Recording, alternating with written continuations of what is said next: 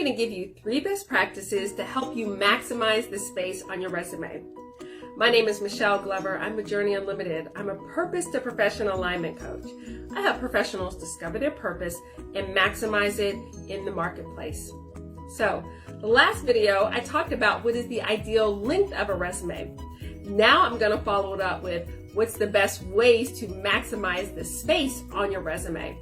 So I'm going to give you 3 best practices that you can use to make sure your resume can fit on the allotted space, but more importantly, really showcase you and the key experiences you have when you're applying for the role.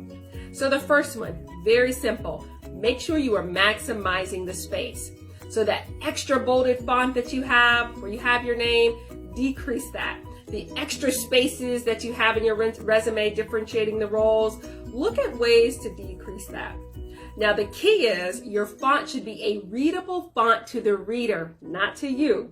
So no smaller than 10 font, but an ideal size is 12. And also look at ways that you can maximize the margins. So in a resume, you can have it at 3/4 of an inch on each side for your margins, no less than 1/2 of an inch on each side for your margins. But the key is in the middle. Are you using the space appropriately to get the key content on your resume? Also, let's talk about this. This is so good. It's relevant job experiences. There may be jobs that you had as a side gig, or your entry-level roles that you had, or even just roles that you had to kind of fill the void until you found another employment, a new opportunity.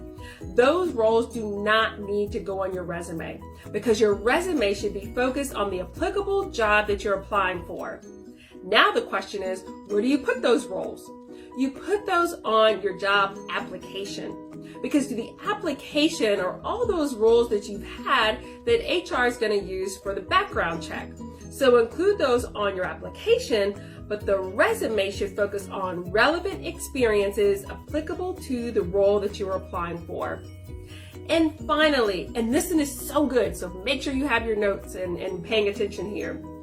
Your resume should be results-oriented, not a list of your job duties.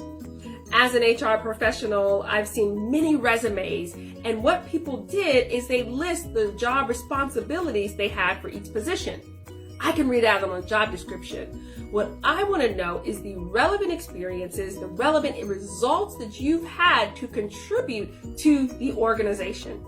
Your resume should answer the so what, why should we care, and what value did you bring to the organization? So as you're looking at the responsibilities that you've had, what results did you bring? Can you answer the so what? And how are you differentiating yourself in the responsibilities and the work that you've done that's going to set you apart from others? So please do not list job responsibilities. Focus on your results. So these are 3 key tips that you can take to maximize the space on your resume. Make sure you're maximizing the space, focusing on relevant job experiences, and keeping it results-oriented. If you do that, you should be able to get your resume down to that ideal size of a page for less than 10 years of experience, or 2 pages if you have greater than 10 years of experience. Michelle Glover with Journey Unlimited, and thank you for tuning in to this edition of our Coffee and Careers Conversation. Again, you're more than welcome to follow me on social media at myjourneyunlimited.com. And if you want to schedule a discovery session, please email info@journeyunlimited.com. Thank you for tuning in, and I hope you have a great rest of your day. Bye for now.